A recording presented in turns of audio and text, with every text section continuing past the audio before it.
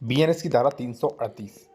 देखिए, यदि कोई व्यक्ति फर्जी, कूटरचित वसीयत या कोई रजिस्ट्री या कोई अन्य डॉक्यूमेंट्स फर्जी तरीके से तैयार करता है कीमती चीज़ को प्रदत्त करने के लिए, यानी कीमती चीज़ को हड़पने के लिए, ठीक है। मान लीजिए फर्जी आपकी कोई ज़मीन है, उसकी रजिस्ट्री करवा दी, वसीयत करवा दिया, आपका बैंक में पैसा पड़ा है, ठीक है ना, तो उसके लिए उसने जो है जाली डॉक्यूमेंट्स तैयार करके वो पैसा निकाल लिया है। तो ऐसी कंडीशन में हो सकती है बीएनएस की धारा 338 में एफआईआर, जो कि पहले 467 थी। अब थोड़ा इस धारा को आप समझ लीजिए और हम 3 टॉपिक पर बात करेंगे। गिरफ्तारी होगी कि नहीं, जमानत मिलेगी कि नहीं, सजा और जुर्माना के बारे में, ठीक है।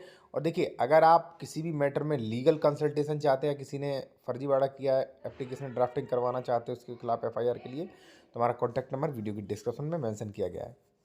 देखिए साथियों, यहाँ पे मैं आपको बताऊं बीएनएस की धारा 338 क्या लिखा है। आप देखिए ऊपर, मूल्यवान प्रतिभूति, विल माने वसीयत इत्यादि की कूट रचना, ठीक है, अदर्स, जैसे हमारी प्रॉपर्टी है, आपने फर्जी तरीके से किसी व्यक्ति को खड़ा करके उस प्रॉपर्टी की रजिस्ट्री करवा ली, या हमारी संपत्ति की आपने अपने नाम वसीयत करवा ली, या मान लीजिए मेरा 10 लाख रुपया पड़ा है और आपने जो है उसकी किसी को वसीयत करा दिया, मान लीजिए किसी को ट्रांसफ़र करा दिया, ठीक है, फर्जी व्यक्ति बन के, तो ऐसी कंडीशन में 338 में एफआईआर होगी, जो कि बहुत गंभीर अपराध है, ठीक है।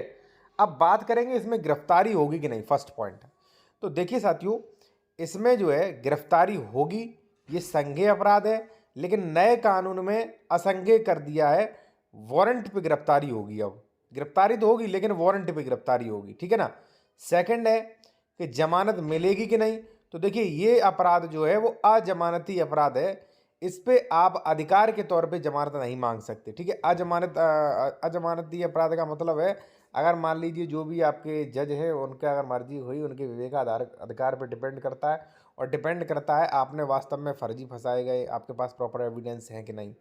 अगर नहीं है तो ये जो है इसमें जमानत नहीं मिलेगी, ये अजमानती अपराध है। सेकंड तो ये हो गया। थर्ड है साथियों, सजा और जुर्माना कितना होगा। और देखिए साथियों, अगर आप जूनियर एडवोकेट हैं, ठीक है, अगर मान लीजिए बेहतर आप वकालत सीखना चाहते हैं, ड्राफ्टिंग, कोर्ट की प्रक्रियाओं के बारे में, ठीक है, ऑर्डर्स के बारे में, कमेंट्स में आंसर, तो आप इस चैनल को ज्वाइन कर सकते हैं। ये जूनियर एडवोकेट्स के लिए काफ़ी बेहतर सिद्ध होता है, कई लोगों ने ज्वाइन भी कर रखा है, ठीक है ना। अब सजा और जुर्माना की बात करते हैं। तो देखिए, सजा जो है इसमें, यहाँ पे आप देख सकते हैं, जो कोई भी कूट रचना करेगा, फर्जी दस्तावेज तैयार करेगा, वह आजीवन कारावास से या दोनों में से किसी बात के कारावास, दूसरा क्या है, 10 वर्ष की सजा, यहाँ पे देखिए जिसकी अवधि 10 वर्ष तक की हो सकती है, दंडित किया जाएगा, और जुर्माने के लिए भी दायी होगा। यानी कि भाई इसमें जो है गिरफ्तारी भी होगी, जमानत भी नहीं मिलेगी, और लगभग आजीवन कारावास या 10 वर्ष तक की सजा हो सकती है, ठीक है ना। तो इसलिए मैं आपसे कहूँगा, कहीं भी किसी भी डॉक्यूमेंट्स पे अपना फर्जी साइन भी मत बनाइए। आप किसी रजिस्ट्री में गवाह बन रहे तो सोच समझ के बनिए। आप कोई रजिस्ट्री कर रहे तो भी सोच समझ के करिए कि वो रजिस्ट्री आपके पिता तो किसी को नहीं कर चुके। पता चले आपने पहले भी ज़मीन बेच दी हो, फिर बेच रहे हो दोबारा। पता चले आपके पास 2000 स्क्वायर फीट ज़मीन है, आप 1500 बेच चुके हो, फिर 1000 बेच चुके हो। तो ये सारी चीज़ें चेक करिए, वरना इस धारा में एफआईआर हो जाएगी, जमानत भी नहीं मिलेगी आपको, और काफ़ी लंबी जो है इसमें सजा भी है, ठीक है। बाकी मान लीजिए अगर आप किसी भी मैटर में लीगल कंसल्टेशन चाहते हैं तो कॉन्टैक्ट नंबर वीडियो की डिस्क्रिप्शन में मेंशन किया गया, और चैनल को ज्वाइन कर सकते हैं अगर आप जूनियर एडवोकेट हैं तो, और ये सुविधाएं मिलेंगी।